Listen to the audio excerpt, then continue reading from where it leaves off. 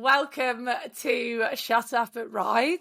Oh, I'm a bit croaky this week, So excited since coming back from the UK to be back recording, but we've got no Simey. Simey is teaching the millions of people all around the country. He is too busy, and next time when he's back on, I'm sure he will moan about being tired because he just says yes to too many things. But I am joined by now, he is a daddy, the lovely Benji. Ben, congratulations, you've had a baby. We're not here to talk about that, sadly, because we've got to wait for Simon, but how are you?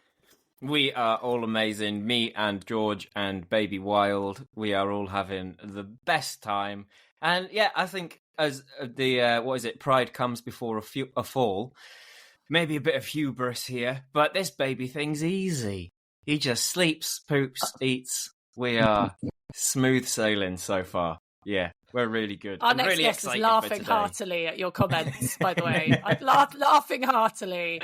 Can I just say, this baby bit is all right. I found that quite easy, because if you can keep a horse alive, you can keep a baby alive. My children are now 7 and 6, and that's when it gets tough, because they shout in your face.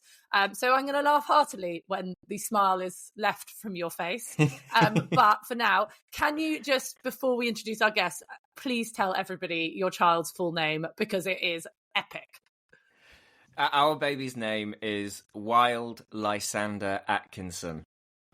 So he's a little boy. It's just so cool.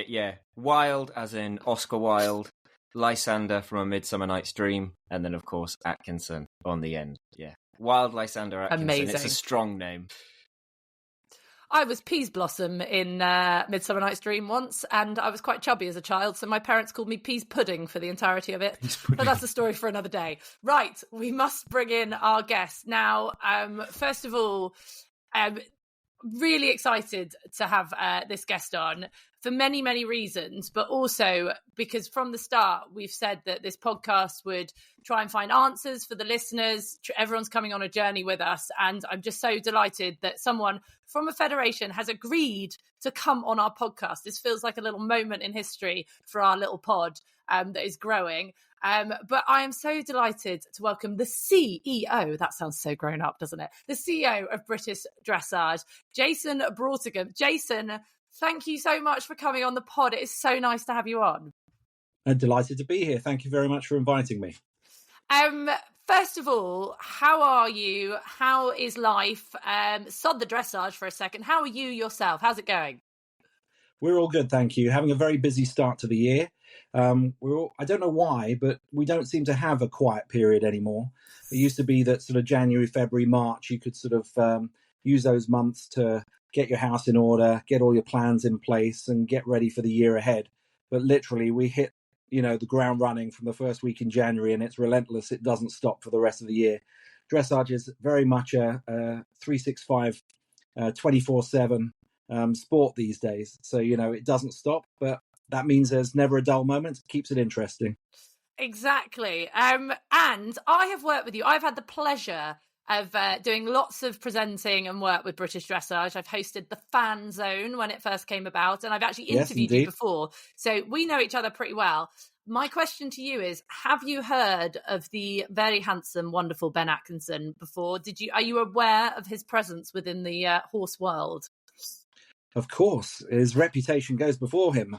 Now, I'm very impressed with the following that you've developed here with the podcast, and looking forward to being part of today's discussion.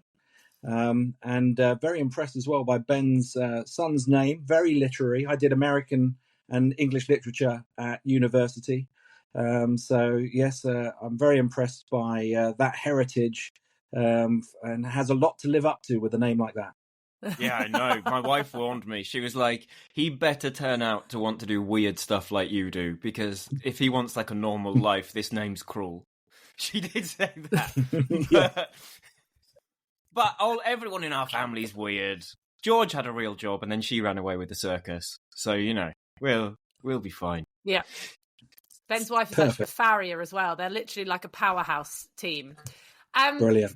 So, Jason, we know you're a very busy man, so we will get stuck into it. But I think one of the first questions is people want to know, because obviously we see all the articles that get put out by British Dressage, and we see the statements that get put out, and your name is plastered on them. The CEO of British Dressage says, but I feel like we actually don't know why you are the CEO of British Dressage. What can we just find out a little bit about you? What's your background and how you kind of ended up in this role of leading the BD around the country? How did you get into this? Well, it's quite an unusual path, really, because as probably people who are more familiar with my background and story, I've never actually sat on a horse, which obviously makes me somewhat unusual within the equestrian world. But I do always think that that's a benefit too, because I can be perhaps a bit more objective. You know, I have no sort of baggage. I have no hidden agenda. I have no particular association as a rider or a coach or a judge or an official or anything like that. So I've been able to come into the sport and sort of see things from an objective viewpoint. My background was primarily in horse racing. I spent 25 years working in horse racing, but I've spent my entire career working in equine sport. So, you know, I've got a real passion for that. Where the transition to the equestrian world really came about was after London 2012. Obviously, I was absolutely absorbed with the home Olympics, as everyone else was. Loved every minute of it. And I was in contact with the Olympic disciplines at the time. I was running my own independent sport marketing agency, and offered my services and said, if there's any opportunities for me to get involved, please let me know. As it turns out, my predecessor, Amanda Bond, she had an opportunity to go and work for the Hong Kong Jockey Club. I was very familiar with them and the work that they do. That caught my eye, and the opportunity opened up then to be Amanda's successor at British Dressage. So I ended up taking that on in the spring of, I think it was 2014 now, so not long after London. And I've been there over 10 years. Everyone said I wouldn't last a year. And look at me, a decade on, I'm still there. That we were talking about this earlier, Ben, weren't we? Because our sponsors, who I have to mention, Charles Owen, and I know you've you know Charles Owen very well, Jason, and the CEO Dave, who we adore. Can I just say our sponsors are amazing on so many levels, not just being a title to this. We're really involved with them, and they're absolutely brilliant. But Dave, again, he wasn't from an equestrian background, but I feel like that can only be an asset, and he's really been able to see things in a different way. Because I feel like with, excuse the pun, but we can be very like blinkered on, us horse riders. We put our blinkers on, and that's the way it should be done, and that's how things. So, do you feel that's been an advantage to you, not having actually sat on a horse? Yeah, I mean, I think it's quite an insular community, as you say, and they do tend to see the world through their own sort of bubble. And it is quite difficult sometimes to sort of look at the bigger picture and the context that the sport is in terms of the society as a whole and the wider sporting community. So I think it's been beneficial in that respect that I've been able to come in, having worked in a different sport entirely. Obviously, horse racing is very different, has lots of different benefits in terms of the commercial structure that it operates under. But actually, I probably thought there was more commonality between horse racing and the equestrian world, and actually there's very little overlap. Certainly culturally there isn't, and I think that was the biggest challenge initially. It was a culture shock, not just for me, but for everyone in dressage too. So it took us a while to get on the same page. I mean, I think my first sort of 12, 18 months, I just did a lot of listening and learning. I just sat down and spoke to so many different stakeholders about their view of the world. And I was just like a sponge, just absorbing it all, really, because I didn't want to come in and presume that I knew the best way to do things, shake things up, rip it up, start again. I'm a very firm believer. Not only do you, if things aren't broke, you don't try and fix it. You try and build upon the foundations that people have put in place beforehand. But also it's a process of evolution, not revolution. You've got to take people on the journey with you. And if you don't get everyone on board and everyone sort of sharing the same sense of direction, the same purpose, the same vision, then it will fail. Unfortunately, we have done that, I think, in dressage. Everyone did get on board, and the sport itself has just gone from strength to strength over the last decade, since London 2012 through, obviously, Rio, Tokyo, now Paris. But the whole pyramid from, the elite through down to the grassroots. We've had a really positive period of growth in British dressage, and I think everyone in the whole sport has played their part in that. Do you think that at the moment, so you said that like one of the hard parts is that you need, like evolution opposed to revolution, like the idea of you need your people who are involved with the sport, both competitors and spectators, to be on board so that you can implement change. Do you think that, especially with the current climate and the way things have changed quite drastically in sort of the last 12 months in the sort of public psyche, both within the equestrian world and outside of it, that it's given you a larger scope for larger change at this time? Because for the first time in a long time, everybody seems to be singing from the same hymn sheet in terms of the evolution they would like to see in all aspects of equine sport. And I just want to point that out as well. It's not just a dressage thing. It's, like you say, dressage, jumping, racing, even in the liberty that we do. For once, it feels like there's more people on one, or like unified together than ever. I think there is an appetite for change, for sure, but I'm not sure everyone's necessarily 100% in agreement just yet. I think people have different views on what that change needs to look like and what sense of direction needs to be. I think part of the challenge is exactly as you say, trying to get that consensus. So what does that change look like, and make sure that everyone is pulling in the same direction? I think everyone has the same intent. So in other words, we all want the same thing, which is we want to have a sport, an equestrian community that is built on solid foundations, when it comes to equine welfare, it comes to equality and inclusion, and comes to sustainability and so on. So I think that we have commonality in that sense, but how we get there, I think, is still open to question, because obviously you've got to respect the traditions and the heritage of the sports themselves, and take people, as I say, on that journey with you to what the future might look like, because change is inevitable. It's either change or be changed, and you've got to constantly grow all the time and constantly evolve. And society has changed. Over the last 10 years, we have seen attitudes towards horse sport change and shift, and we need to be alive to that, and respond accordingly. I think I just wanted to say as well, before we move too far away from it, like we've said about yourself, like Dave from Charles Owen, I have an online education company called BAM, Ben Atkinson Method, and there are 3 business partners in it, and there are 2 of us who are mad for horses and liberty, and the third partner wouldn't know which end had the head and which end had the tail. And it works perfectly because they're also, I think people can forget sometimes when they're calling for their sort of, revolution, is that, yes, it's a governing body, but it's also a business.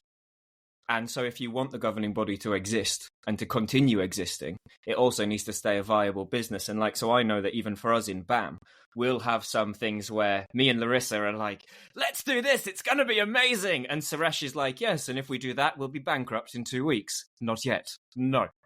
And it's finding those balances. And the reason I just bring this up on the podcast is I think people can sometimes see these governing bodies as if they're Moses on the Mount, and that you could carve new rules into stone and the world shall change and everything shall be better. But it just doesn't blooming work like that. And it, like you say, it takes a lot of time. No, absolutely. And I think the other thing that people don't realise is that actually everyone plays their own role in that. We are a community. Ultimately, BD is a membership organisation as much as a national governing body. We're a charitable organisation, and we're there set up for the benefit of our members and the benefit of the sport. But we can only do these things collaboratively and collectively. There has to be a sense of shared purpose, a shared sense of direction, to make sure that we all move and make progress in the right way. Because otherwise, if we just dictate from above and leave our members behind, well, that's a waste of time. You can be very dictatorial in terms of rules, regulations, and everything else. But unless you bring your members with you, then it's pointless. No, ultimately, we're still a membership organisation. We see it very much as a community, the dressage community, as part of the wider equestrian sector. And it's incumbent upon all of us to work together. We all have a role to play. Otherwise, things won't really fundamentally change. And one of the reasons we're here, and we've got to bring it up, but before we do bring up what's the last year, I just want to also congratulate you on what was an amazing summer. And I know then it turned into an amazing winter, and London Olympia was amazing with Lottie and Becky, and then Amsterdam and Becky Moody. We're big Becky Moody fans on this podcast, by the way. We are huge Becky Moody fans. But I just want to, first of all, that narrative of out of what was not the greatest of moments for British dressage, but out of it has come this amazing talent that I think, unless you're follow the dressage, you may not have known about Becky so much. But I just want to congratulate you on what was an amazing Olympics and brought so much joy to so many, and the kind of stories that have come out from it afterwards, and also what came out of it hugely was this passion and the love of the horse. So I just want to say that because it meant so much to us what they achieved out there and to so many people. It did. And, the Olympics are always the shop window for our sport. And so it is vitally important for us. And we're very proud of the team, what they delivered under quite difficult circumstances at the time. But actually, the sad part of it, in a way, is the events of last summer did overshadow the fact that it was a record-breaking year for British dressage. We actually won a record number of medals across all age groups and categories. So 15 medals in total. Children on horses for the first time. Our ponies, juniors, young riders all performed superbly, as well as our seniors and our paras. So, to come away, we actually had 3 gold medals last summer. And actually, it's a shame in a way that I felt it was a little bit overshadowed by other events. I know. And that's the thing, isn't it? That's what the Olympics does in so many ways. It makes, it puts everything into the limelight, whereas actually, as I've worked with you for years, and I'm a massive follower, and I'm very good friends with lots of the para riders. The Paralympics gets a little bit overshadowed, like you say, by the Olympics, because those riders, they are just phenomenal and such amazing advocates for the sport, and all really good fun, by the way, on a night out. I've had my best nights out with the para team. Well, do you know the incredible thing was last summer with both the Olympics and the Paralympics is every single member of Team GB came home with a medal. And I think that's an incredible achievement itself. So that's eventing, show jumping, our senior dressage team and our para dressage team. Every single one of them came home with at least one medal.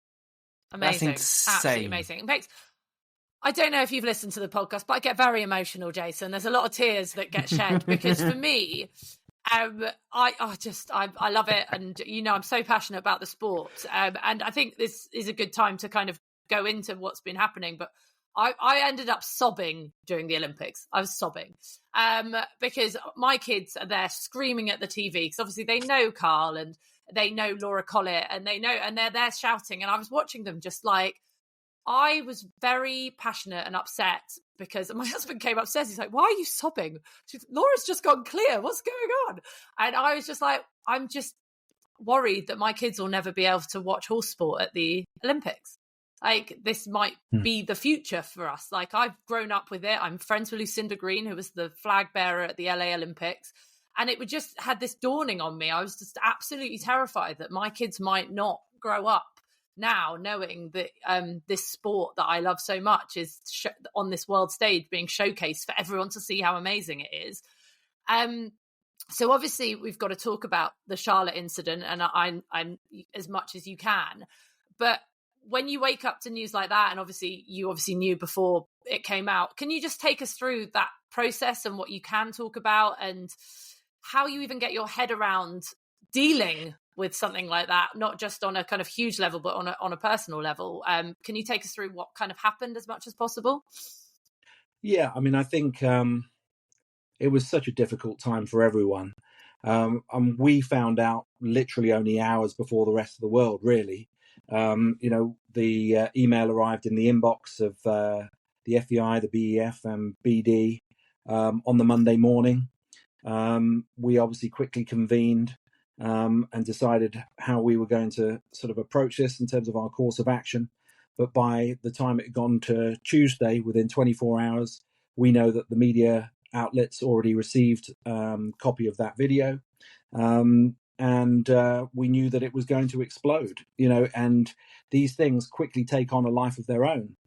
It was, in all of my professional career, I've never experienced anything quite like it. When you're in the eye of that media storm, that maelstrom that goes on around you, it's it's just relentless and almost impossible to control or influence, because it's something that you're just caught up in that eye of a storm. And we were on every radio, TV, newspaper, podcast, you name it, every phone-in, every sort of magazine show. We were headline news on every single channel. It was crazy. Our little sport, you'd never imagine would be in the spotlight like that, was suddenly, for a 72-hour rolling news cycle, absolutely at the center of attention. So yeah, the sheer volume and ferocity of it all took us all by surprise. And you mentioned being in tears. I remember watching it on Good Morning Britain, along with everyone else, and I too burst into tears. I was, on a personal and professional level, it hit me hard, very hard. With all the hard work that we've done to build up British Dressage over the last 10, 20, 25 years, I felt that, it felt like the rug being pulled from under our feet.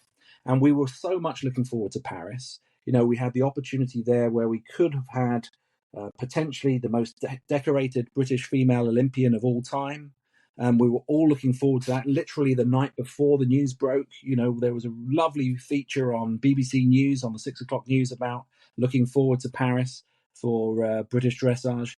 And then bang, our world just falls apart overnight. And I don't want to be sort of melodramatic about it, but, like I say, I've never experienced anything like it in my professional career. I hope I don't have to again. It just wasn't pleasant for everyone. And, and it did affect everyone. I think that's the other thing to emphasize. Every single person I know within the dressage community were affected by it, and it had a huge emotional impact upon everyone. So, it was incumbent upon me, and for BD, we needed to sort of step up and try and show some leadership.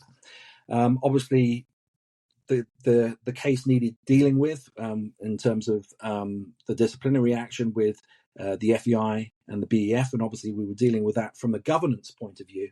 But more importantly, in terms of the PR aspect and the reputational damage that something like that does to the sport, we needed to get to grips with it very quickly to make sure that actually we were being more proactive in terms of communications and actually presenting a positive view on what we're doing as a national governing body, and have been for a number of years, on the equine welfare front. Because, these things don't happen in isolation. But, the fact is, we had an equine welfare action plan in place long before the Olympics. In 2023, we launched our Charter for the Horse. We had a new revision of our equine welfare policy booklet that we produced in conjunction with World Horse Welfare. We had a whole range of tools available for our organisers, venues, and our officials. We've invested a hell of a lot into our training and education programs as well, particularly the development of an online e-learning platform. And that was all around horse care, equine health, good stable management, and so on. All of that work was already in progress. But of course, the problem is people don't know about that. And so in a way, having the spotlight shining upon the sport, it was incumbent of us to actually say, we are trying to lead the way on this subject. We are trying to deliver change.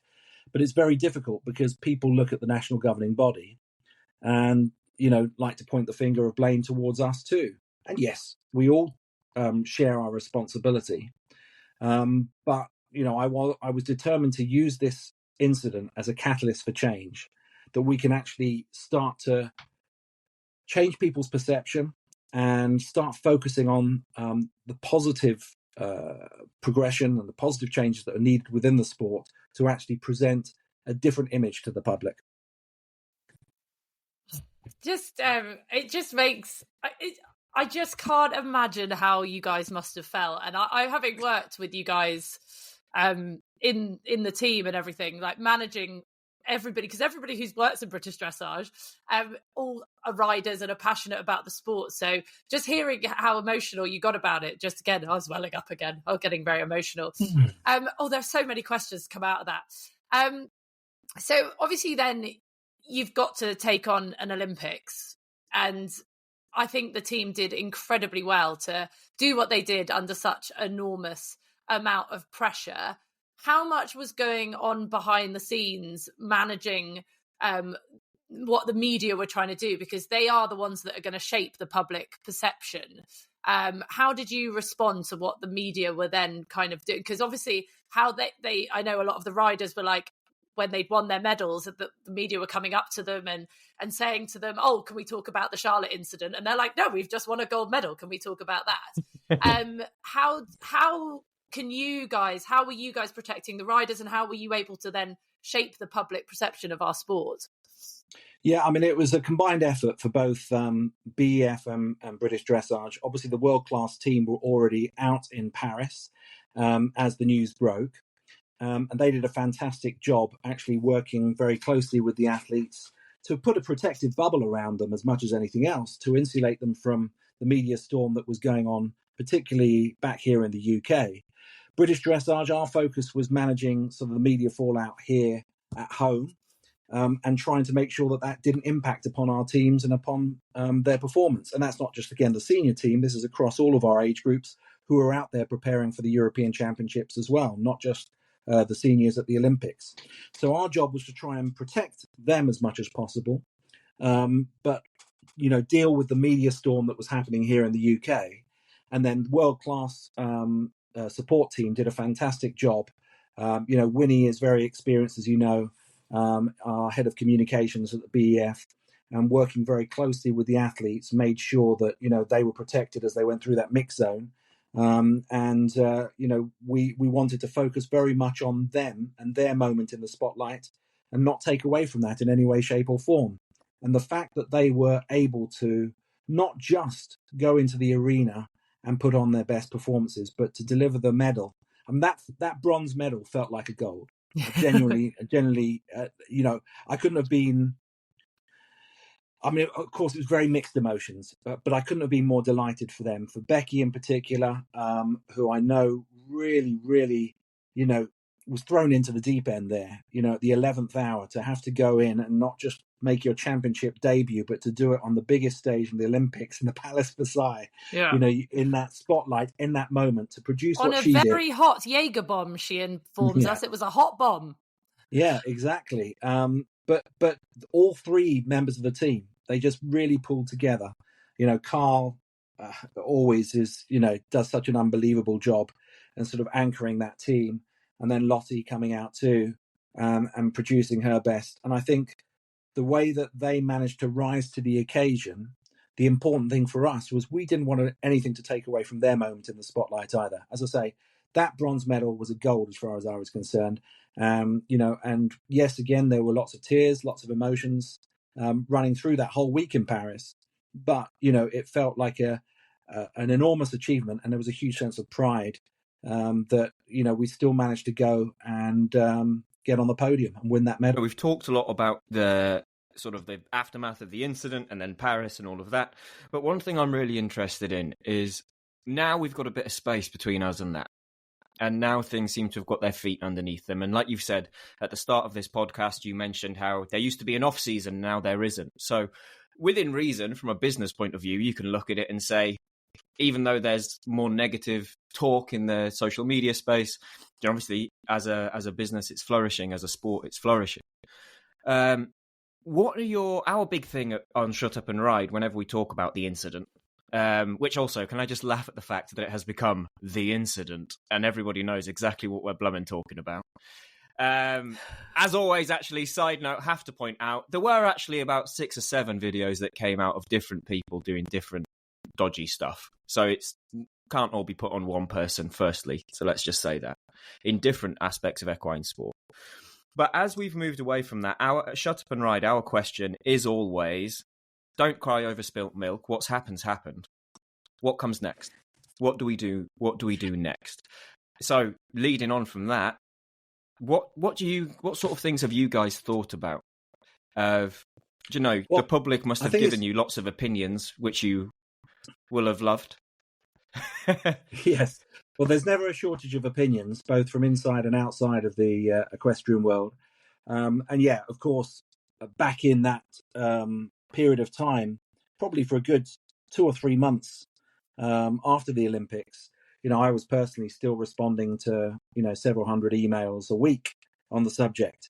We did have a huge volume of feedback from all sorts of people, both positive and negative.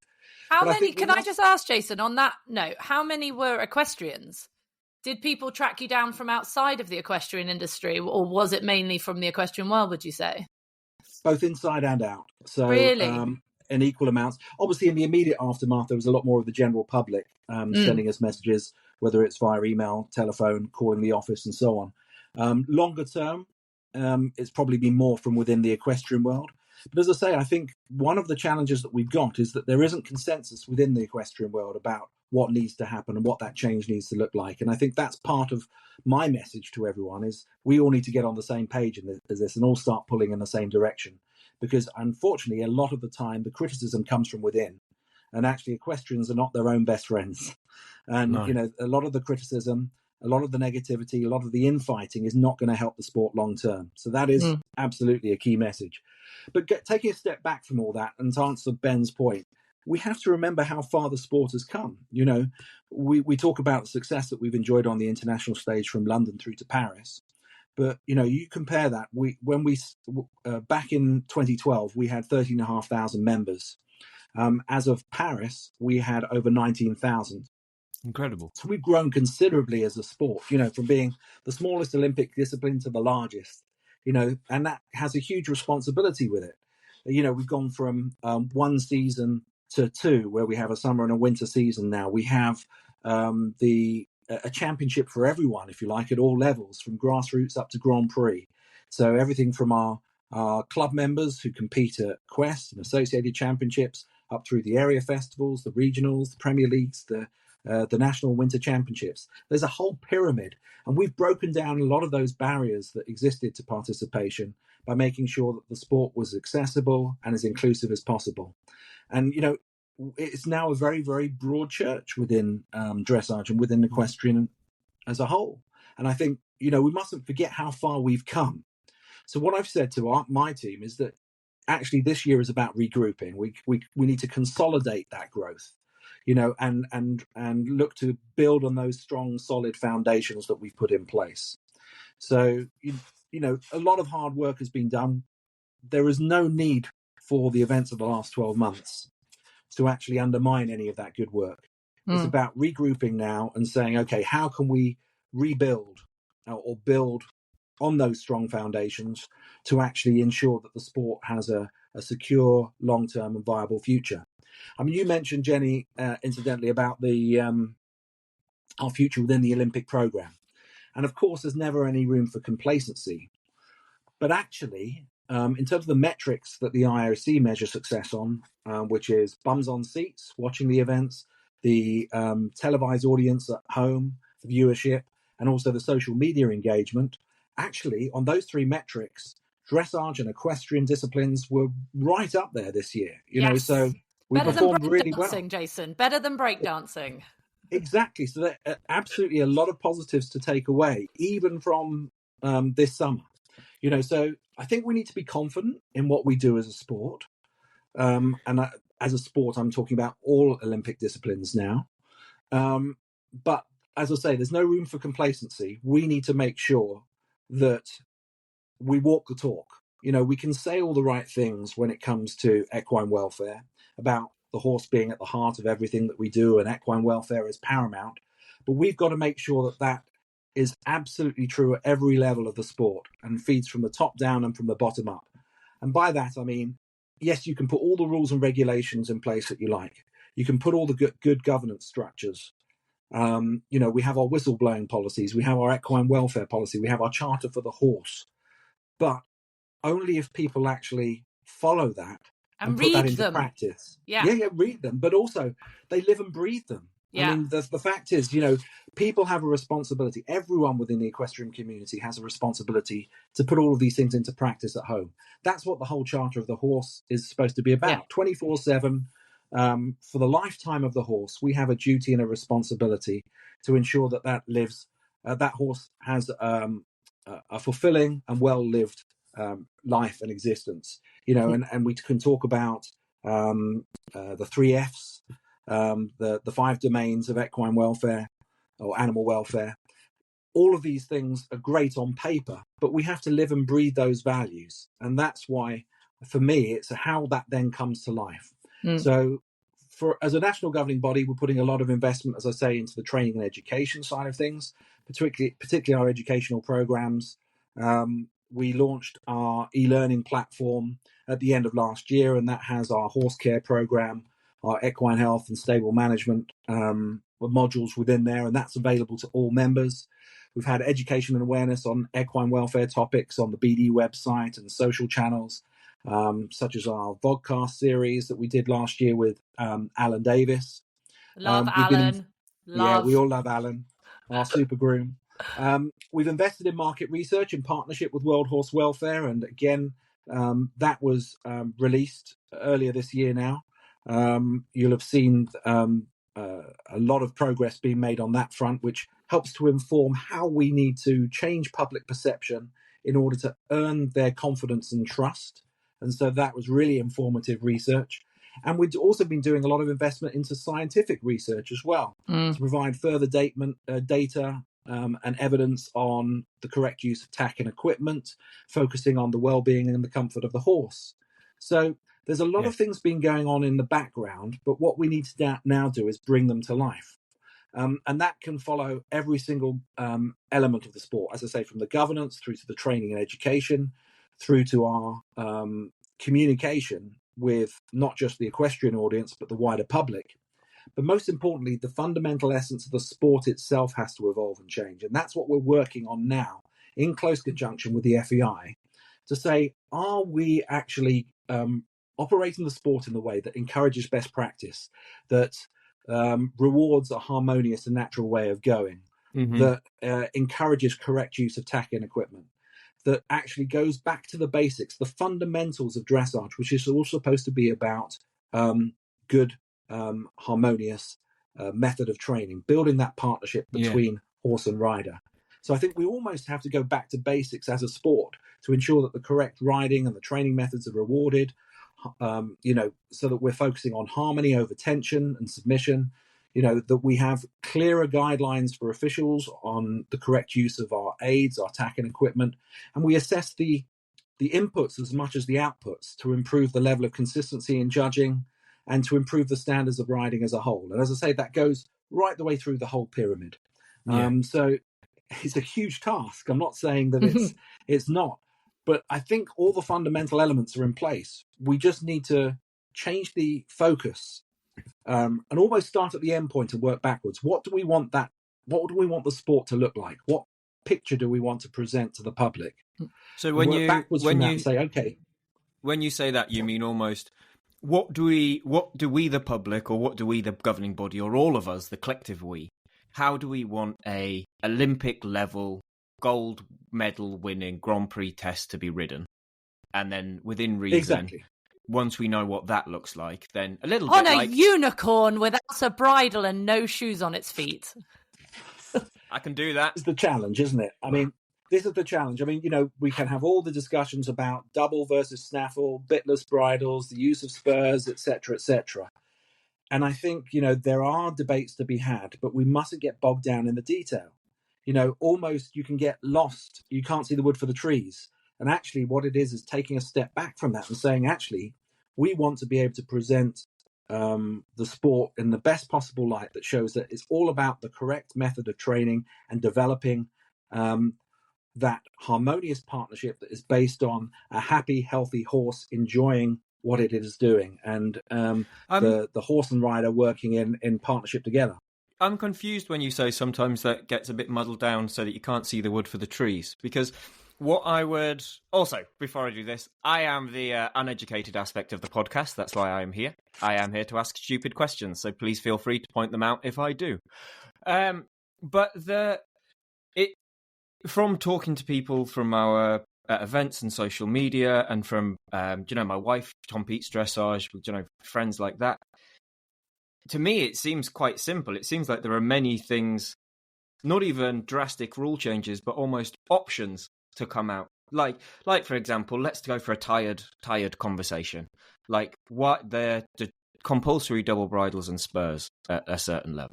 This is what I mean about getting bogged down in the detail and not seeing the wood for the trees, is that, I think that's the wrong hill to die on, to say that, traditional classic dressage, it has to be ridden in a double bridle.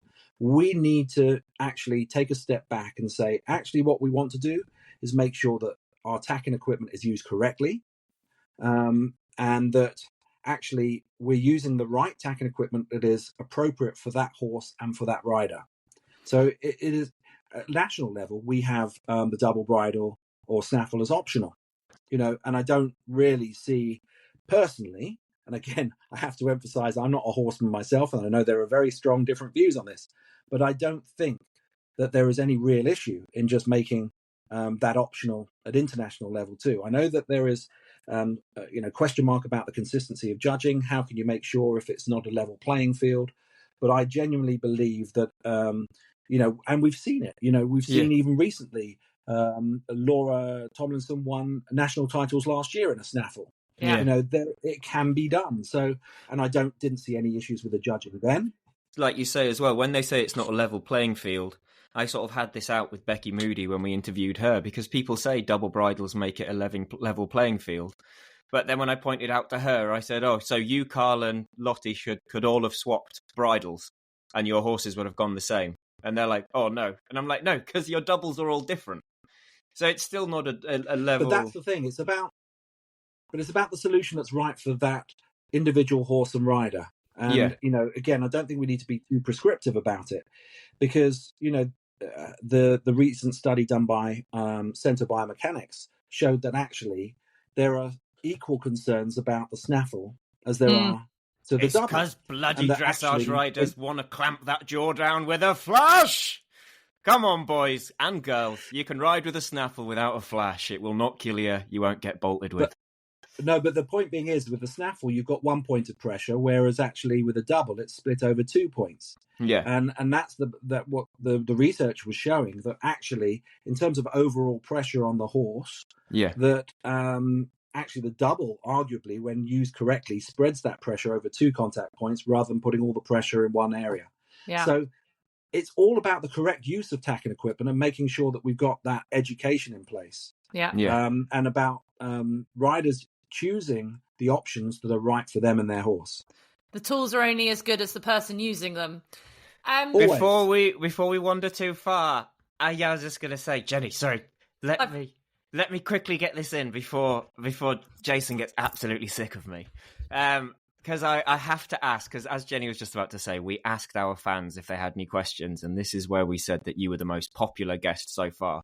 Because we've done this a few times, and we don't get loads of questions, and we asked for you, and we got loads. And so, as you know, like, I'm a Liberty person. I play around with horses with no tack on. Haha, it's great fun. But that means that a lot of my followers are from the abnormal horse world. So I have to ask the question for my people. Will there ever be a world in which people could compete bitless at BD? Yeah. It's literally, I would say 60% of the questions are bitless and nosebandless. Can we ever do it? Will you ever be a world? I want to save you some time by saying I personally think there are some bitless bridles that are much that can be softer, but I also think there are some bitless bridles which are actually face-crushing monstrosities. So I don't think bitless necessarily means better. But yeah. And this is the point. It has to be based on, again, good research, scientific evidence and data. And we are currently looking at that through our partners to actually do further research and understand exactly, as you describe, are bitless bridles actually good for welfare? And are they actually just changing or moving the problem into different areas? And I think we need to understand exactly how those mechanics work before we make any long-term decisions. If I could take a slightly different view, though, just on this point, I think we have come a long way in the last 10 years as a sport, in terms of classical, traditional dressage through to where we are today. as I said earlier, we're far more inclusive, far more accessible than we've ever been. For me, I think personally, and again, this is a personal view now, this is not me as speaking on behalf of my board or organisation, but I think that there should be a place for people to compete in bitless bridles if they want to do so. Again, it's all about what's right for them and their horse, providing they are used responsibly in the right way and that tack and equipment is fitted correctly. And we are certain that actually it's not putting undue pressure on the horse in other ways. So again, it's all about that harmony between horse and rider, making sure that we're using the tack and equipment that is right for that individual combination. How that is incorporated within the sport obviously is a big question mark. I know it's hugely controversial, hugely contentious, because historically the essence of dressage is all based on acceptance of the bit, and how can you actually even begin to judge that on a level playing field if you've got bitless bridles. Now, that's a debate that needs to be had. But for me, first and foremost, we need to be able to understand, are bitless bridles actually beneficial? Do they actually make a positive difference?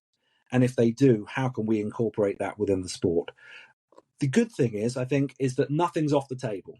We have a blank sheet of paper here. We have an opportunity to actually review everything and have that conversation. We're obviously very interested in what's happening elsewhere on the continent, where other countries like the Netherlands and Denmark and Sweden, they're looking at these issues as well.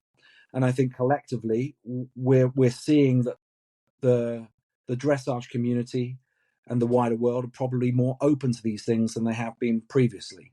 Yeah, I don't think anything is going to change dramatically overnight, but you never say never. And from my perspective, as I say, as a national governing body, we want the sport to be as open, as accessible, and as inclusive as possible. If it helps at all, I think you could make a lot of money. If you open some bitless competitions, there's some money in the bank to be made there. Just saying. Because the people want them. Just put them in their own class.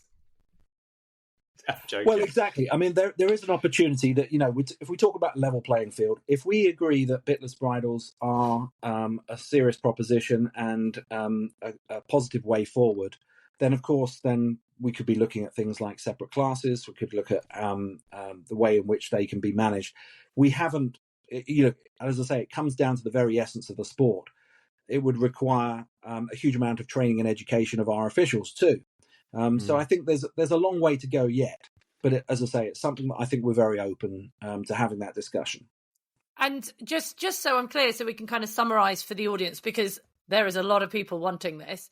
And there a lot are saying, why are we not doing Denmark's taken away bits, and the Netherlands have taken away nosebands, and New Zealand have taken away nosebands, and that feels like it almost might be a knee-jerk reaction. And what you're saying is you're doing the science. And I think we have to. Yeah. I mean, if I could just add another controversial subject into the mix. We love it. Go for it. Blue tongues, for example. Yeah. It's become a hot topic now within the sport. There's no avoiding the fact that this is, again, highly contentious, but we don't necessarily understand the science behind it. Even the veterinary community are not, don't have a universal opinion. There is a lot of discussion, even amongst the experts, about, is blue tongue a thing? What causes blue tongue? Are there ways in which that can be avoided? Is it down to particular tack and equipment? What can we do to address that? And that's not just a dressage thing. This obviously goes across every discipline. It goes across the entire equestrian world. I don't think there are any easy answers, but what I do think is that we need to have more evidence. We need to have the knowledge. We need to have the understanding in order to inform our decision making. As you say, it's very easy to be knee jerk about these things and to just think you can put in other rules and regulations that are going to suddenly stop the problem. That's not the case. Of course, it's part of the solution. And, we've got the new noseband measuring tool coming in. The FEI are introducing from May this year, and we'll be rolling that out next year as well. And I'm sure that will make a positive difference. But it's not. This isn't just a a single solution here. This is a bigger topic for discussion, and I think it needs to be evidence-based, and we need to have the knowledge. And I totally get that, the welfare organisations will be saying, well, you should be taking the precautionary principle here and actually making sure that you act sooner rather than later. But we need to be aware of unintended consequences in the same way that we talked about the pressure points for the double versus the snaffle, or comparing bits to bitless bridles. We need to be careful that we actually base these decisions on the science, the research, the information that's available, and we avoid any potential pitfalls with unintended consequences that could actually be worse for horse welfare longer term. And that's what I'm concerned about. Yes, we're on that journey, and yes, there is no room for complacency here. We'll move as fast as we can, but we don't want to be knee-jerk in our decision-making. We have to make sure that it is evidence-based. And I'm guessing as well, what I think from a person who loves horses, and I wouldn't be knee-deep in following dressage articles and rules and regulations, but I feel like, and that's the case for a lot of people, a lot of the articles, obviously I'm doing my research, Jason, coming on to this, I read a lot. I read the survey that's been done. I've read the Charter of the Horse, which, by the way, people go and print that off and stick it up on your yard. That is there and it is accessible. But I feel like we as riders are not good at wading through reams of information. Mm-hmm. And I don't know if there is a better way. Like, listening to you here, I feel like your passion is coming across and how much you want to improve and how much you are open to this. And if I can say this, I feel like maybe sometimes that doesn't come across on British Dressage socials, and actually I'm really enjoying chatting and talking to you. And I don't know, maybe there is a way of British Dressage breaking down this information to make it easier for us mere mortals and the people who aren't, because I think a lot of people doing the shouting aren't necessarily even British Dressage members. Well, I don't know. That's the thing. And making this information that you're saying to us and the science and even little like snippets of, we're starting this study today, or do you know what I mean? I don't know. I feel like sometimes we have to make it even more obvious for us. Well, and hearing your passion and I think starting with this here now. Part of the problem is there's a lot of misinformation out there. And, absolutely. This is an issue for the wider society, and it's not specific to equestrianism. We're seeing it in all walks of life. Absolutely. From our politicians all the way down, that there's a lot of misinformation, disinformation, and actually social media, in the age of social media, people always look to highlight the negative. Yeah. They want the controversy. They want the clickbaits. They want to focus on the negative. It's very difficult for us to sort of, surrounded by all that noise, to cut through and to try and focus on positive, good news stories and get on the front foot and be proactive and try and present the sport in a positive light, because no one wants to actually listen to that at the moment. You've got all this negative noise around you, even within the equestrian community, as I say. We've got people within our sport who are actually doing more harm than good. They're actually bringing the sport into disrepute. And I think we all need to work together to promote those positive images, the positive messages that we want to present to the public. We talk about the tack and equipment, for example. And I think, again, we're getting bogged down too much in the detail here. Yes, they're important elements, but actually we need to flip things around and say, and I've had these conversations with Rowley at World Horse Welfare. Oh, I love Rowley. Rowley's fantastic. And, they had a fantastic conference in the autumn in terms of what makes a happy horse. And that's what we need to be focusing on here, is that ultimately there are two athletes here, and the equine athlete needs to be the prime focus here. We need to give a voice to the horse. Yeah. So what does a happy horse look like? And I think we need to educate people in very simple ways. As you say, break it down so that actually we incorporate some equine behavioral science and sports psychology, but we actually, instead of focusing on the negatives, the pain indicators and so on and so forth, we actually say, what does a happy horse look like? How can we ensure that we listen and understand our horses a lot better, so we know actually that they are enjoying what they do and they are willing partners participating in dressage. This is not something we're imposing upon them. And as part of that, we focus on more training and education around horse care in terms of stable management, as I say, the correct use of tack and equipment. All of those things are really important. But I think we just need to break it right down into its most simple form. Because the reason I get up in the morning, the reason I still do what I do, and the reason why I was able to pick myself up and dust myself down last summer. It would have been very easy to jack it all in, Jason, I have to say. It would have been very easy to bin out on us. Exactly. And the reason I do what I do is because, you've got, 90% of our members are just, they're single horse owners. They live, breathe, eat, sleep for their horse. Their love and passion for their horse, it comes through in everything that they do. And I just wish the wider public could see that as well. We're talking about, as I say, we've got 19,000 members. The vast majority of them will be competing at grassroots level and, are just there enjoying that partnership, that relationship, that bond that they have with their horse. We've got to find a way of conveying that out to the wider public, but also helping to support those members to understand, again, making sure they've got strong foundations in horse care, stable management, and understand what their role and responsibility is in terms of a horse's care and well-being. And then we can work together as a community to present those positive images and messages to the wider world. I do think you're right. I think, sometimes, and I'm very guilty of this, people criticize me for talking corporate speak too much. We need to break it down into sort of everyday language. But that's what we wanted to do with the Charter for the Horse. And that's why that is on. We've distributed that to every single BD venue in the country. We've got posters on display at all of our affiliated venues. Those posters are available for download on the website. As you say, you can print it, you can put it up in your yard. We've got our equine welfare booklets too. And what we try to do is break it down and make it really easily digestible. So you look through our equine welfare booklet, for example, and we talk about everything from your sort of care for your horse at home, whether that's in terms of forage and nutrition, access to water, space, access to being turned out, and so on and so forth, through to traveling to and from competition, how you care for that horse before and after a show, the warm-up arena, and obviously competing itself.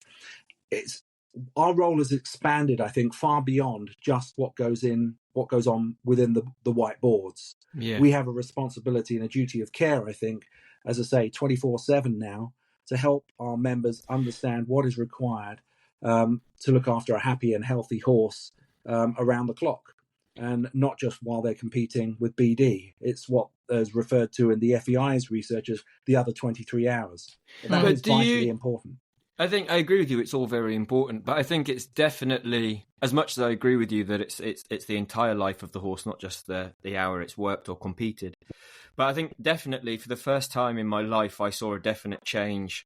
Every year, my wife and I go to the London International to watch the dressage and the freestyle, and the public spoke very clearly there because the London International do that thing where they allow the public to sort of score it as well, don't they?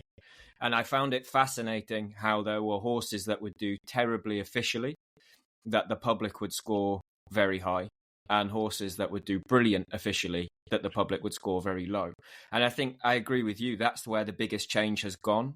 Dressage is doing brilliantly in all the measurable metrics. We brought home lots of medals. We've got more members as part of the societies. There are more shows going on.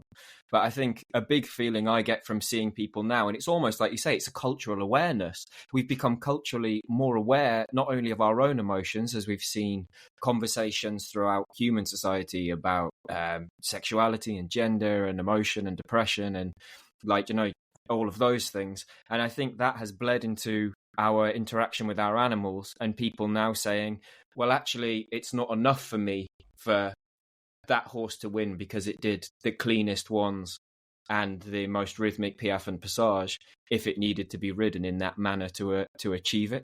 And so that's something, it's everything you're saying is filling me with so much confidence, but I hope that in the future we can see that reflected more at competition. So here's an aspect of the horse world I'm sure you didn't know existed. Medieval jousting still happens competitively internationally. There you go. There's a fun bit. But sometimes the riders get points for how they strike and where they strike. They also get points for horsemanship. And a rider can have all the best hits in the day and still not win because he didn't get those horsemanship points. He didn't ride the horse or make the best decisions for the horse throughout that round. And I think what makes this the muddiest topic when it comes to any of this is none of us are telepathic. None of us can speak to horses directly and say this is a happy horse, this is an unhappy horse. But I think there is But that's why that education piece is so important, Ben, because, we need to understand more. There is equine behavioural science out there, and I think we do know a lot more now in terms of a horse's positive indicators and not just negative ones. And we talked about, obviously, friends, forage, freedom, and adhering to the 5 domains of animal welfare. But developing a happy, healthy athlete through harmonious education has to be the very essence of dressage, to ensure that horses have a life well lived, and not just a safe environment that's free of pain or illness or anything else. This is a horse that, enjoys participating as part of that partnership in our sport. And we have a collective responsibility to set the standards. You referred to the London International Horse Show. It's interesting, again, the feedback from the dressage community as a whole, it's very mixed, because actually a lot of the feedback I've had from technical experts said that the standard of dressage there was very high. And actually people's methods of riding, the riding that was on display there, was a very high standard. And I was there in person as well, both in terms of the warm-up and the watching the competition. And there was nothing there that I saw that would genuinely give me any cause for concern. And I think the riders now are very mindful of their responsibility. And collectively, we all have a responsibility. We know that we're under the spotlight, and we want to make sure that we're presenting that positive image. It will take time to change the culture, however. I mean, you mentioned certain things like the piaffe and the passage.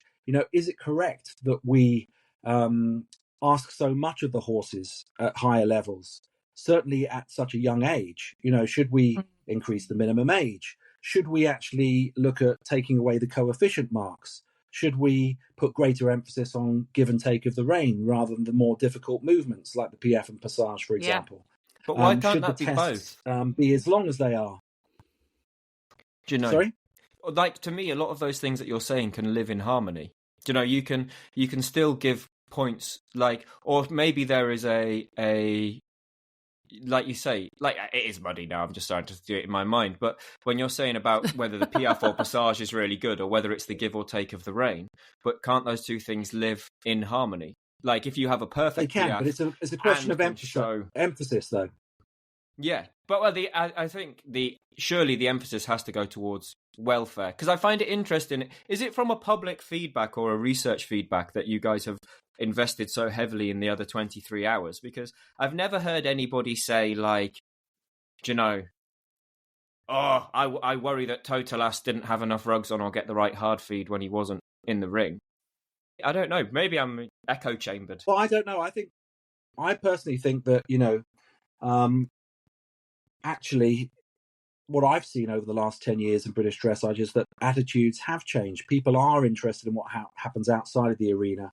The fact that Vallegro and Utopia were turned out in the paddock and frolicking together at Carl's yard, those images that would be on Carl's social media channels had far more clicks and likes and comments than anything else that happened within the dressage arena. Yeah. People want to see that horse is happy and healthy at home, and is well cared for and looked after. So I think, yes, I totally take what you say, that, maybe, the focus still should be on the sport itself in terms of what happens within the arena and making sure that is 100% correct. But it is only one element of looking after any equestrian horse in any discipline across its lifetime. And, that's certainly something that racing's been looking at, for example, looking at everything from cradle to grave, that lifetime care for the horse, which hasn't always been there in terms of the traceability and what happens after its racing career. And so I think, we do need to make sure that we are all responsible horse owners, and that we take that responsibility seriously for that lifetime care.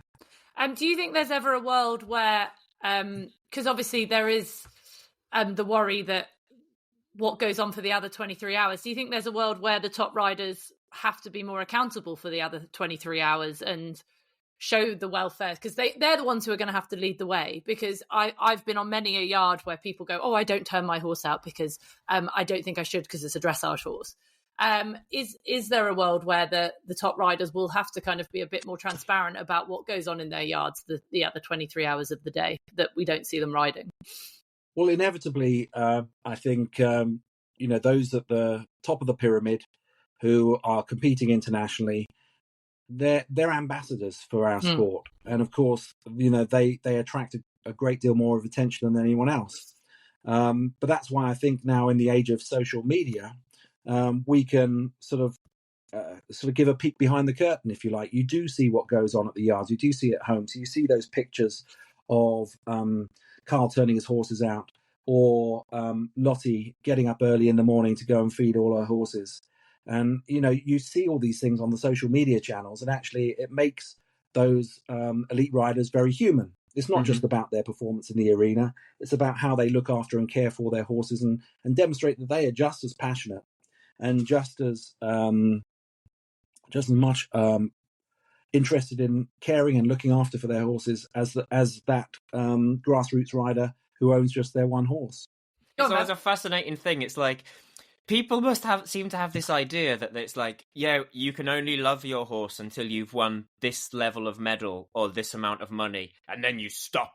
And it's just ridiculous. Like, it's like people, you see it from the general public a lot, and they're like, oh no, they're too successful, they must be horrible. And you're like, how on earth, how do you think you get there with a horse if you don't have a passion for horses? Well, look at the relationship that Becky has with Bomb, for example, Yeah. And the fact that you've got so much support for Becky is largely as a result of, the way that she has communicated with the dressage audience and beyond, with Bomb's blog and, doing those fantastic social media posts that are really engaging. And I think her love and passion for her horse comes across very loud and clear. So yes, absolutely, the elite riders have a huge responsibility. They're ambassadors for the sport. But, it's definitely heading in the right direction. There are more positives than negatives. Like I say, people like to focus on the negative. But when you look at, Lottie's social media channels or Becky's blog for Bomb, there's lots of positives out there, again, if people want to look for it rather than focus too much on the negative. Yeah. So we have been talking for well over an hour, but I really want to ask this question, Jason, because a lot of people have been asking about it on social media. So we are not advocates in any way, shape or form of people having vicious opinions on social media. We hate it. And I'm sure you're very, very aware of a certain social media site. I will not name her, like Voldemort, because I do not want to give any airtime to this website, but on Facebook. But one of the things that person does on Facebook is highlight issues within the industry on any of the platforms, but mainly dressage, so we say, and I'm sure you know who I'm talking about. And this is the reason, people, I'm not mentioning her name, because she is absolutely vile, and I don't want to give any more clicks or likes to her or people going searching for her. But it is highlighting some of the issues that's going on. We do not want people to be on social media slagging people off. It's not the way to move forward in our sport, and I cannot stress that enough. But if people are worried or see something at a show, what is it should they do? What can they do if they are concerned about horse welfare issues? And how can British Dressage help in that way, so people aren't reaching for the keyboard? Yeah, I mean, I think there are two parts to respond to your points there. One is, I think you're absolutely right. The keyboard warriors are not doing anyone any favors here.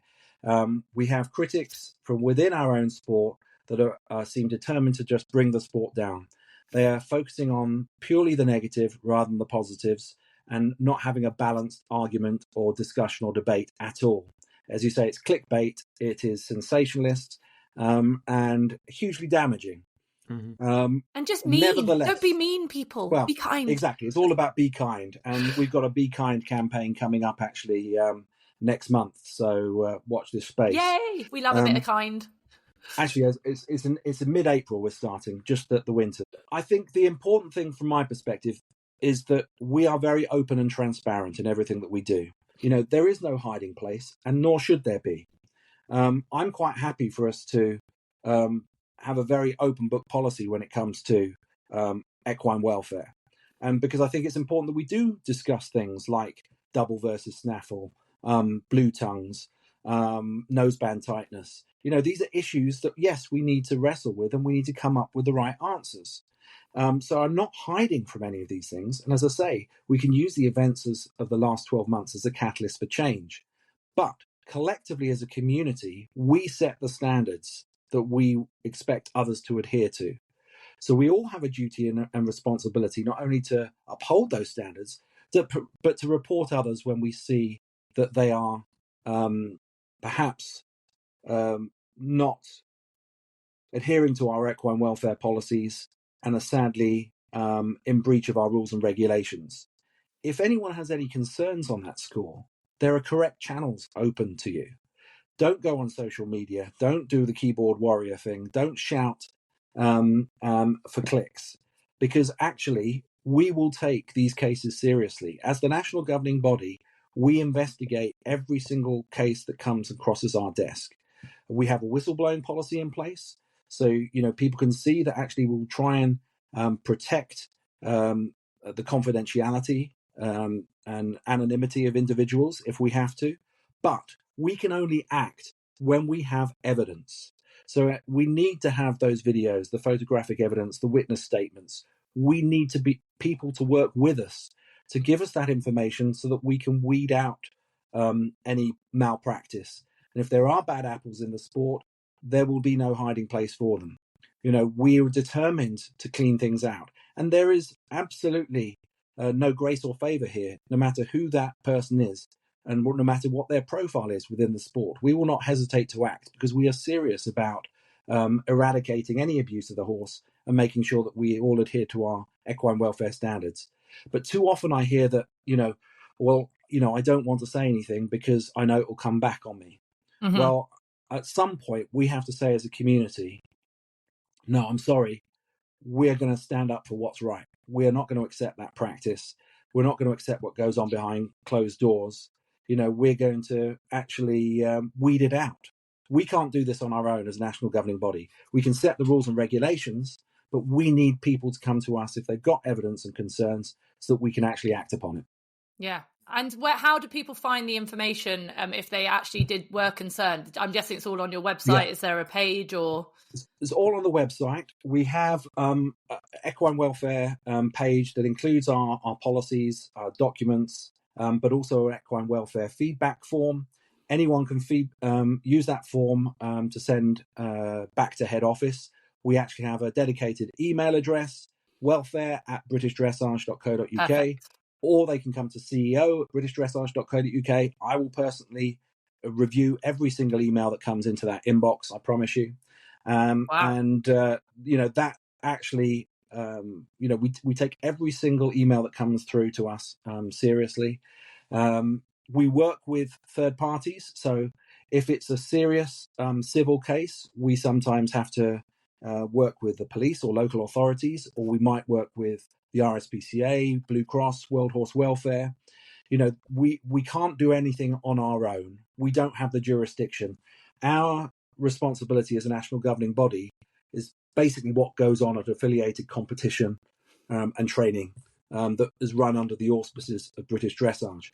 However, if there are members of British Dressage that are a breach of our rules and regulations and are guilty of abuse of the horse, we will work with those other authorities who do have the jurisdiction to hopefully take action as required.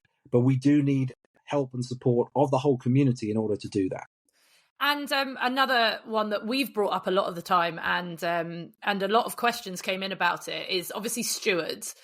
I've seen it in eventing and competing where some of the top riders have, and obviously I'm always in a warm-up. You know me, I've got a microphone, I'm always in a warm-up. I would say less dressage, more show jumping. But I've seen some pretty bad behaviour on part of the riders, and I've seen them spoken by stewards. And the kind of stewards is they always look a bit terrified.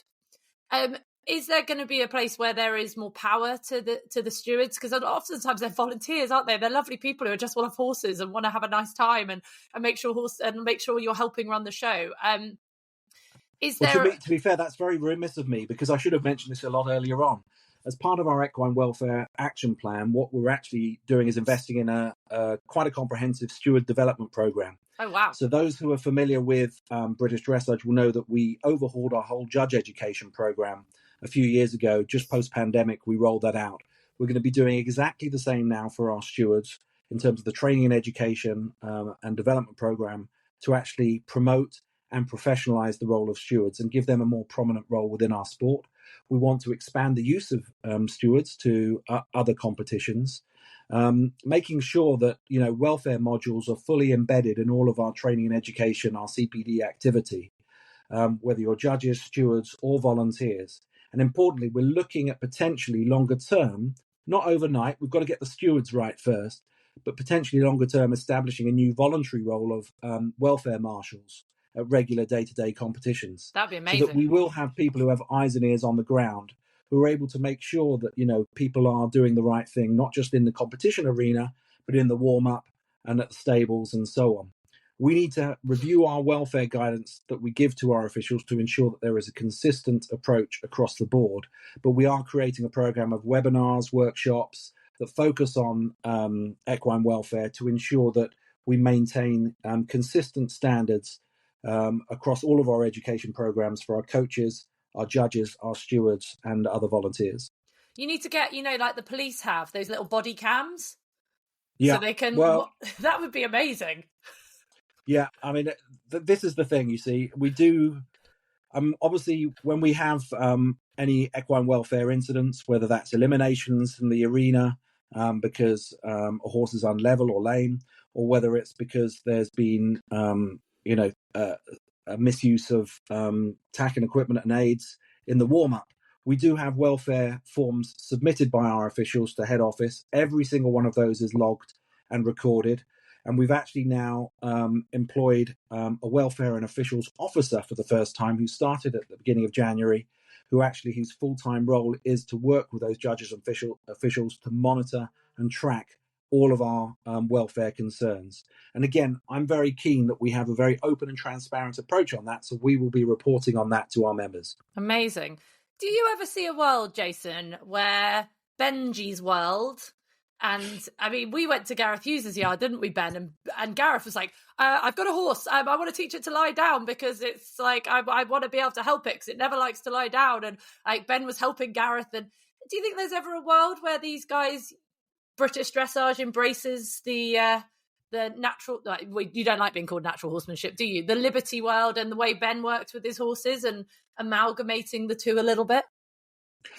I see no reason, again, this is a personal view. Yeah. I see no reason why not. I mean, for me, we've already proven over the last 10 years that, as I said earlier, dressage is a very broad church. And we want to make it inclusive and accessible to everyone.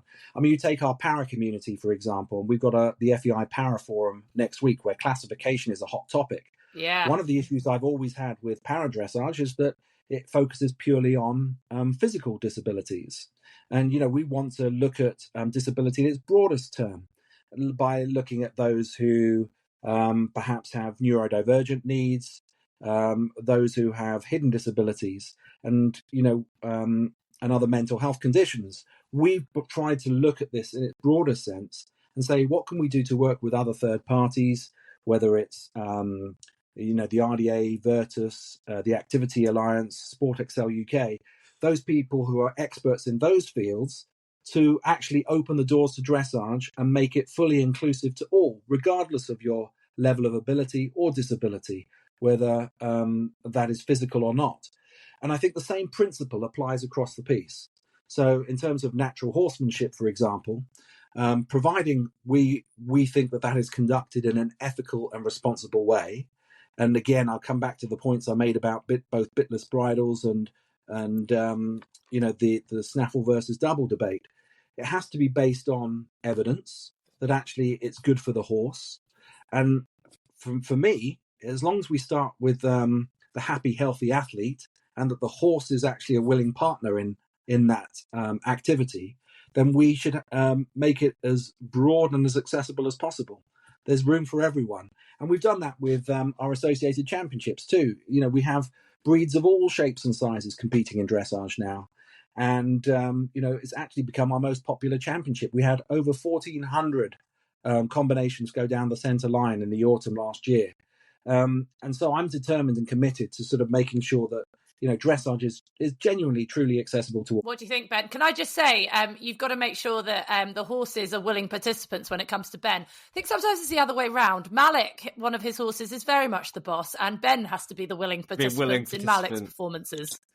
Yeah. No, I was just absolutely. I was just really smiling because I had my little list of questions, and then just in that last little piece, you seem to have gone on and ticked them all off. I had lots of messages from people to talk about the Virtus stuff, like you said, for the more classes for people with sort of mental impairment and stuff, and the para classes, and people maybe not even just asking, but just wanting to praise you publicly for your involvement in all of that and how amazing that is. And then I had lots of questions asking me to ask you about which different types of breeds of horses would be allowed at BD. Would a Suffolk Punch be allowed to compete at BD? And I hear, like you said, all shapes and sizes, you're welcome. And I think people shouldn't forget that. We talk about dressage as a sport. No matter what you do on a horse, you do dressage. You might do it terribly or you might do it well. But if you're riding a blooming horse, you're doing dressage. So, if you want to jump or whatever, yeah. And that's exactly it. The essence of dressage is all about good training. And if we stay focused on that, then everything else becomes easy. Genuinely, we overcomplicate things. It's not about having your expensive warm blood. You can do it on. We've had young kids and Shetland ponies on a mule. Wasn't there a mule at one point? There's been more than one mule, yeah. Mules and hinnies and all sorts. But why not? Your Suffolk Punches, your Shire horses, they've all, your hairy cobs, they've all got a place and all got a part to play. The work that we've done on the hidden disability side, particularly working in partnership with Virtus and the Activity Alliance on the non-visible disabilities, those that are on that either have neurodivergent needs or who have difficulties in other ways. It's a complex area and very much in its infancy, but we are committed to continuing to grow that area of the sport if we can. Yeah, I would love to see a world where I know, when I've been at the national championships, and I don't know, I'm just now spitballing ideas. We do this a lot on the podcast, but how we had the fan zone. How cool would it be to have the training zone where someone like Ben is sat there for a couple of hours, or then Carl's sat there for a couple of hours, or whoever is the amazing trainer. And if people are just at their lorry going, oh, my horse has done this and I don't know what to do, or a mental coach, or I'm really nervous before my competition, they could just pop in and have a one-to-one or get some tips or advice, or I don't know, just having that support network at shows where you can go and ask a question and again, someone like Ben, my horse won't load, Ben, can you go, what advice have you got? Or my horse is terrified of flags, but then at the same time I'm really worried about my wands today. Carl, what would you do if you were stressing before your wands, before you went into a test? I don't know, I feel like I've come into this not knowing how this was going to go. I'll be completely honest with you, Jason. I thought maybe it would just be, I don't know, you never know how someone's going to react and just be reading off a sheet. But I feel like you've been so open and honest with us. And I feel like there is so much going on. And that hopefully people listening to this will be reassured by that you guys are working tirelessly behind the scenes. And the fact that you keep bringing it back to horse welfare. And that's what we're about. It is the love of the horse. And it feels like, even though you've never sat on one, there feels to be so much passion I hope from so, you. because it is absolutely a genuine passion, and it's a real mission of mine to really deliver on this. I'm always very keen that, I firmly believe that actions speak louder than words. This isn't just words. And, I do get emails from concerned members of the public and also the equestrian community that, you're saying all the right things, but actually, what are you actually doing about it? We want to make sure that there are some tangible outputs here, which is why when we put the equine welfare action plan in place, it's all based on practical things that we can actually deliver, make a difference and make a change. We can't do it on our own. As I said, it has to be everyone playing a part within the equestrian community. But certainly, there is a determination there. And as you say, a real passion to use, well, not just use the events. Let's forget about the events of last year. We want to do this because it's the right thing to do, right? Mm-hmm. It's the right thing to do. Let's face it. It's nothing about sort of responding to the negative public reaction to that incident, as you say. It's about actually doing the right thing and ensure that we have a long-term sustainable future for the sport. I firmly believe that there is a place in society for horses, and also a place in society for the use of horses in sport. Clearly, there are some activists, there are some groups that don't agree with that at all. We've got to be able to work collectively to put a positive case forward and to demonstrate actively as to why we are ethical and responsible horse owners and why we deserve to have that public trust, confidence and respect. And you can only do that by being open and honest and having these debates. There's no point. If you try and keep things behind closed doors, then you'll only have suspicion and mistrust. And what we're trying to do is be very open in our approach and saying, look, this is genuine. We're trying to do the right thing here. We're trying to move the sport forward positively in the right direction. So work with us, help us, and we will hopefully have a positive and sustainable long-term future. I think it's very positive. No, not so much a question, but just a statement. So reading up more, obviously I've always known that British Dressage exists, but obviously we read up on everything before coming into this interview. And the reason I have so much confidence in everything you're saying about how you want to move forward to increase horse welfare is, like you've said, the amount of work you're doing to help those people with disabilities be more involved in dressage, the work you're doing for mental health, the ways you're, the programs you've had to make equestrianism more accessible to all people in all walks of life. And so you can tell just through the things that you've been doing that you've seen what the public have wanted in the past and made it happen. So you're listening, and you're going to do it. We genuinely do listen, honestly. So, I welcome feedback from not just our members, but the wider equestrian community and beyond. We're always learning, we're always evolving. And as I say, the only way you can do that is by listening to people and learning as you go. So, we don't necessarily always have all the answers, but we're certainly a progressive national governing body, and we're always trying to move things forward in the right direction. So, final question, Jason. Yeah. If a member of the general public walked up to you today and asked, why should we support dressage in 2025? What would your answer be?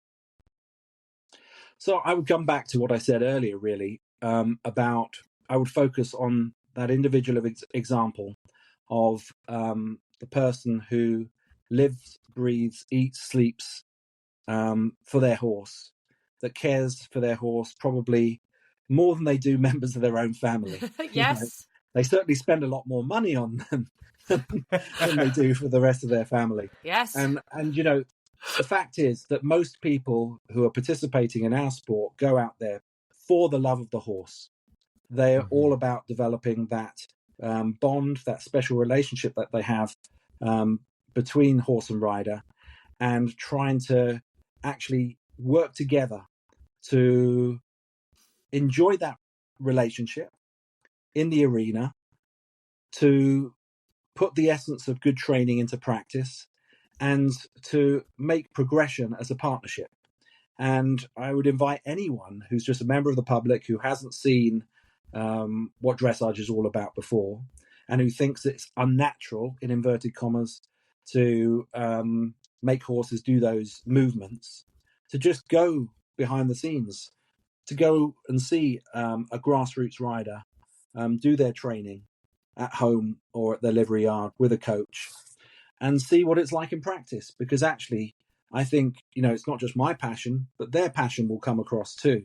And I think people, when they realise that actually our sport is generally filled with people who have a genuine love and passion for the horse, that actually that will be the biggest way that we can change public perception. They are the dancing ponies, and there's always some cool music as well. Watch them dance. They do love to dance. And when you've ridden a horse to music, you know how they actually hear it, and they do move with the music, and they do love it. Yeah, well, actually, to finish off on my other passion in life is music. And one of my big criticisms of the dressage world is the appalling taste in music that a lot of our dressage riders have.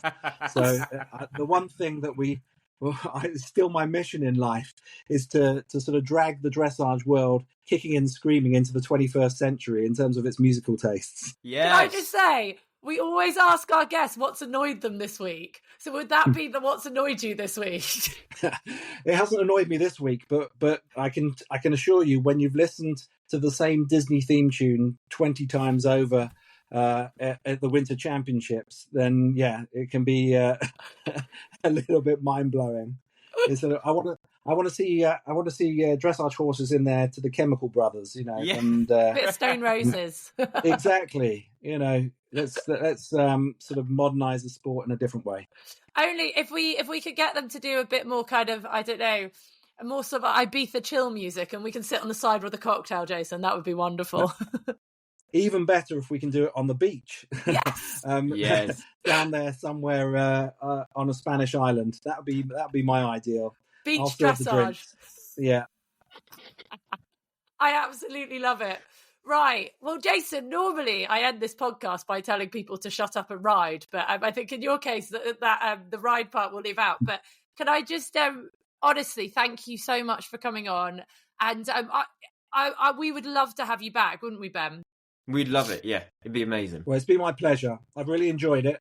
I love having these type of discussions. And as I say, you can judge us by the progress that we make.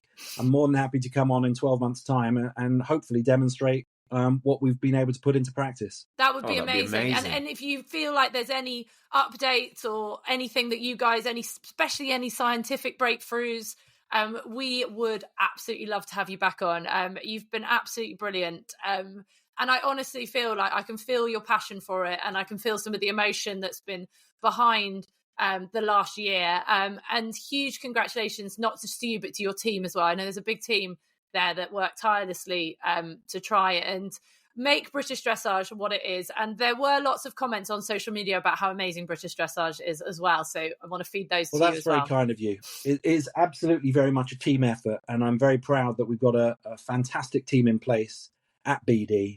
I'm very proud of the organisation. And, you know, when I was very emotional last summer, I felt a huge sense of responsibility sitting on my shoulders too, as sort of head of the organisation. But also I'm very protective of my team, my staff, you know, and not just our employees, but the wider community of volunteers and the network that we have at British Dressage. So many people put so much hard work.